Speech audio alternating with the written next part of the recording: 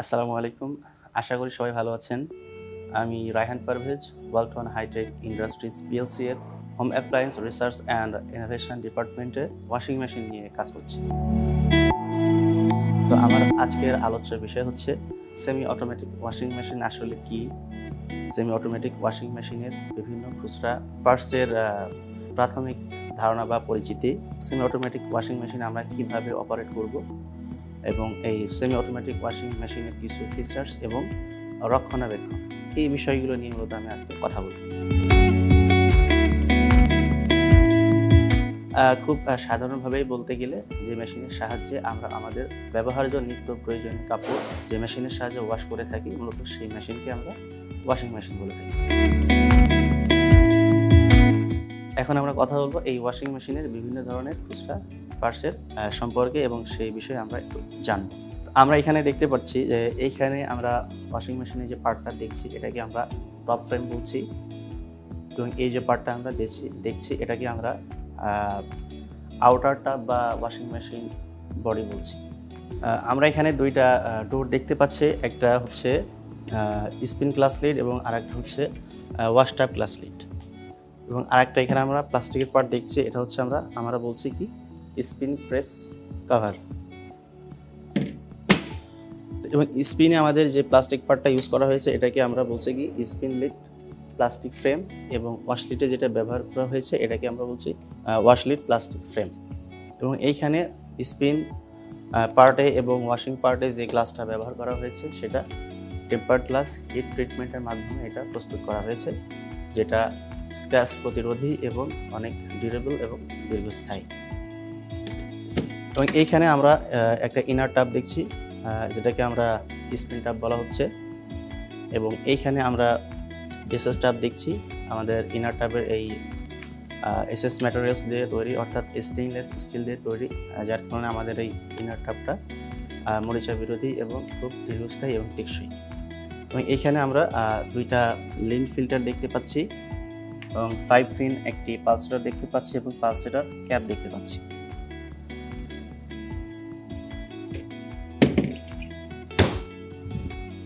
আমরা semi automatic washing মেশিনের যদি পিছন সাইডটা লক্ষ্য করি, তো এইখানেও আমরা কিছু পার্টস দেখতে পারবো, আমি সেগুলো বিষয়ে আপনাদেরকে বলছি। তো এইখানে যেটা আমরা দেখছি এটা হচ্ছে আমাদের ওয়াটার ইনলেট পয়েন্ট, এবং এটা হচ্ছে স্পিন ওয়াটার ইনলেট পয়েন্ট। এবং এইখানে আমরা যেটা দেখছি এটাকে আমরা বেস বলছি, এবং এটাকে আমরা পাওয়ার প্লাগ বা পাওয়ার কর্ড বলছি। এবং এইখানে একটা চাকা দেখতে পাচ্ছেন, এই চাকাকে আমরা ইজি মুভমেন্ট হুইল বলছি, অর্থাৎ মেশিনটা যদি আমরা এক স্থান থেকে অন্য স্থানে স্থানান্তর করতে চাই, তো খুব ইজিলি এই মুভমেন্ট হুইল দিয়ে আমি মেশিনটাকে স্থানান্তর করতে পারবো। এখানে আমরা আরও একটি জিনিস দেখছি, এটা হচ্ছে আমাদের ওয়াটার আউটলেট পাইপ বা ড্রেন পাইপ। ওয়াশ করার পরে যে ময়লা পানিটা থাকবে সেই ময়লা পানিটা এই ড্রেন পাইপ দিয়ে মেশিন বের করে থাকে। এখানে আমরা আরেকটা ইনলেট পাইপ দেখছি, এই ইনলেট পাইপের মাধ্যমে ওয়াটার ট্যাপ থেকে আমরা স্পিন ট্যাপ এবং ওয়াশ ট্যাপে পানি সরবরাহ করে থাকি। এখানে আমরা আরও একটা পার্ট দেখছি, অর্থাৎ এই পিছনের যে খোলা অংশটা থাকে মোটর প্রতিস্থাপনের জন্য, এই অংশটা আপনার আবৃত করার জন্য আমরা এইখানে যে পার্টটা ইউজ করছি এটাকে আমরা ব্যাক কভার বলছি। এই হচ্ছে আমাদের সেমি অটোমেটিক ওয়াশিং মেশিনের পার্টসের পরিচিতি।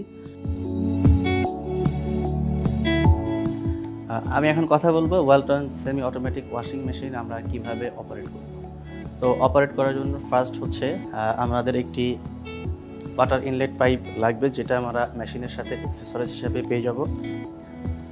ওয়াটার ইনলেট পাইপের দুইটা প্রান্ত থাকবে, এই প্রান্তটা আমরা আমাদের বাসাবাড়ির ওয়াটার ট্যাপের সাথে সংযুক্ত করব, এবং এই অপর প্রান্তটা আমাদের মেশিনের ওয়াটার ইনলেট যে পোর্টটা আছে সেই পোর্টের সাথে সংযুক্ত করব।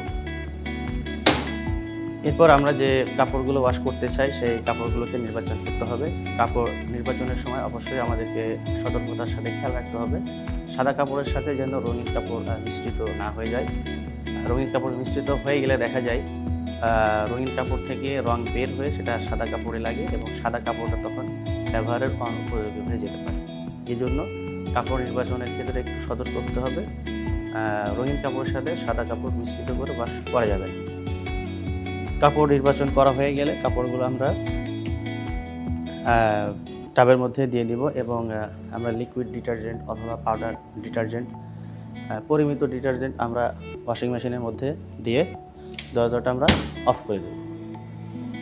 পিছনের ওয়াটার ইনলেট পাইপে আমরা সংযুক্ত করব। এরপর কাপড়গুলো আমরা ওয়াশটাবে রেখে দিব। তারপর আমাদেরকে অপেক্ষা করতে হবে, অর্থাৎ আমাদের এইখানে যে কাপড় আমরা এখানে রেখেছি সেই কাপড়ের যে পরিমাণ পানি প্রয়োজন সেই পরিমাণ পানি আমাদেরকে ফিল হওয়া পর্যন্ত সময় আমাদেরকে দিতে হবে। কাপড় যে পরিমাণ পানি প্রয়োজন সেই পরিমাণে পানি নেওয়ার পরে যে আমরা ওয়াটার ট্যাপটা অফ করে দিব এবং দরজাটা লাগিয়ে দিব। এরপর কন্ট্রোল প্যানেল থেকে আমাদের এখানে ওয়াশ টাইমার আছে। এই ওয়াশ টাইমার আমরা 3 মিনিট থেকে 15 মিনিট পর্যন্ত ওয়াশ করতে পারবো। সো আমরা যেই কয় মিনিট ওয়াশ করতে চাই সেই কয় মিনিটে আমরা এখানে ওয়াশিং মেশিনের নবের ইন্ডিকেটরটা ঘুরিয়ে দিব। দিলে বাস আমাদের ওয়াশিং শুরু হয়ে যাবে এবং 15 মিনিট পরে যে আমাদের ওয়াশটা শেষ হয়ে যাবে। যেহেতু এটা semi automatic washing machine, so এটা নিজ থেকে বা স্বয়ংক্রিয়ভাবে আসলে পানিটা ড্রেন করতে পারে না। তো সেই কারণে আমাদেরকে কি করতে হবে, এখানে আমাদের ওয়াশ রেঞ্জ এবং ড্রেন নব আছে। আমরা এই নবকে এই ড্রেনে সিলেক্ট করে দিলে আমাদের ওয়াশ টাবে যে ময়লা পানিগুলো আছে সেই ময়লা পানিগুলো এই ড্রেন দিয়ে বাইরে বের হয়ে যাবে। এরপর আমরা যদি কাপড়কে আমরা শুকাইতে চাই বা আমরা কাপড় থেকে পানি নিষ্কাশন করতে চাই, তাহলে ওয়াশ টাব থেকে আমাদের যে কাপড়গুলো ওয়াশ হয়ে গিয়েছে সেই কাপড়গুলো বের করে আমরা এই স্পিন টাবে রাখব। স্পিন টাবে রাখার পরে দরজাগুলো বন্ধ করে দিব। তারপর আমাদের এইখানে যে স্পিন টাইমার প্রোগ্রামটা আছে এখান থেকে আমরা চাইলে 1 মিনিট থেকে শুরু করে 5 মিনিট পর্যন্ত আমরা স্পিন করতে পারব। তো যা হোক, আমি 5 মিনিট পর্যন্ত সিলেক্ট করে নিচ্ছি। সিলেক্ট করে নিলেই আমাদের এই স্পিন টাপ সে টাপটা ঘোরাতে শুরু করবে এবং 5 মিনিট পর্যন্ত স্পিন হবে এবং কাপড় থেকে পর্যাপ্ত পরিমাণে পানি সে নিষ্কাশন করে বের করে দিবে।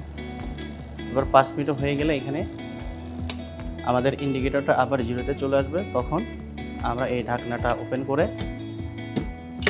কাপড়গুলো বের করে নিয়ে আমরা রোদে নেড়ে দিতে পারি। এইভাবে আমরা এই সেমি অটোমেটিক ওয়াশিং মেশিনতে একটা ওয়াশ আমরা সম্পন্ন করতে পারি।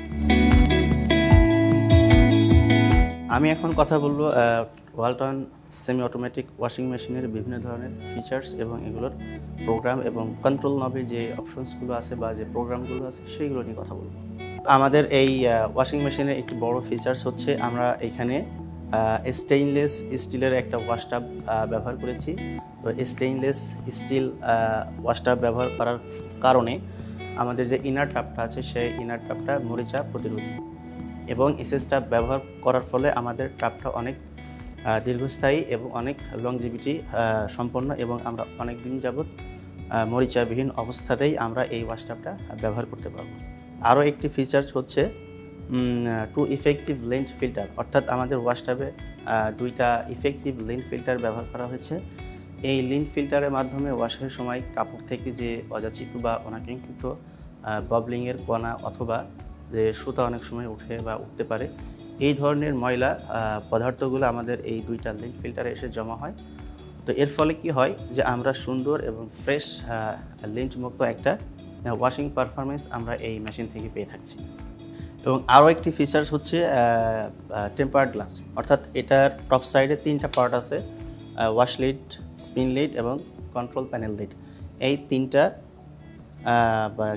গ্লাসই হচ্ছে আমাদের টেম্পার্ড গ্লাস, অর্থাৎ এই 3টা গ্লাসে হিট ট্রিটমেন্টের মাধ্যমে টেম্পার্ড গ্লাস করা হয়েছে এবং এই টেম্পার্ড গ্লাস হওয়ার কারণে এটা স্ক্র্যাচ প্রতিরোধী এবং খুবই ডিউরেবল এবং টেকসই।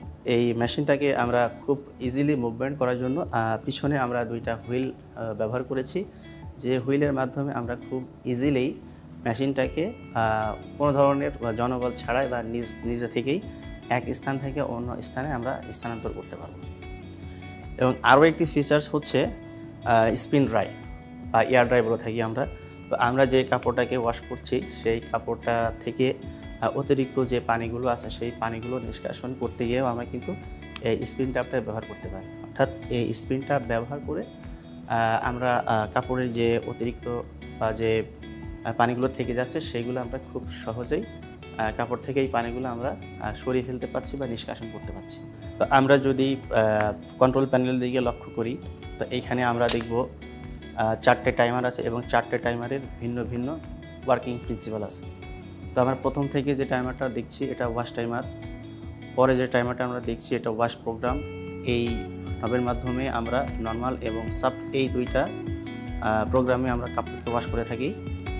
এবং তার তৃতীয় নম্বর যে নবটা সেটা হচ্ছে ড্রেন প্রোগ্রাম, এটাতে আমরা রিন্স এবং ড্রেনের মাধ্যমে কাপড়ের ময়লা পানিটা বাইরে বের করে থাকি। এবং চতুর্থ নম্বর যে নবটা দেখছি সেটা হচ্ছে আমাদের স্পিন টাইমার। তো এই স্পিন টাইমারের মাধ্যমে আমরা কাপড়কে স্পিন করে কাপড় থেকে অতিরিক্ত পানিটা নিষ্কাশন করে থাকি। এবং আমাদের এখানে দুইটা মোটর ইউজ করা হয়েছে, হাই এফিসিয়েন্ট মোটর ইউজ করা হয়েছে, যেটা একটা হচ্ছে ওয়াশ মোটর এবং আরেকটা স্পিন মোটর। এবং হাই এফিসিয়েন্ট মোটর ইউজ করার কারণে এই মেশিন থেকে আমরা খুবই সাশ্রয়ী মূল্যে আমরা ভালো এবং বেটার ওয়াশিং পারফরমেন্স পেয়ে থাকি।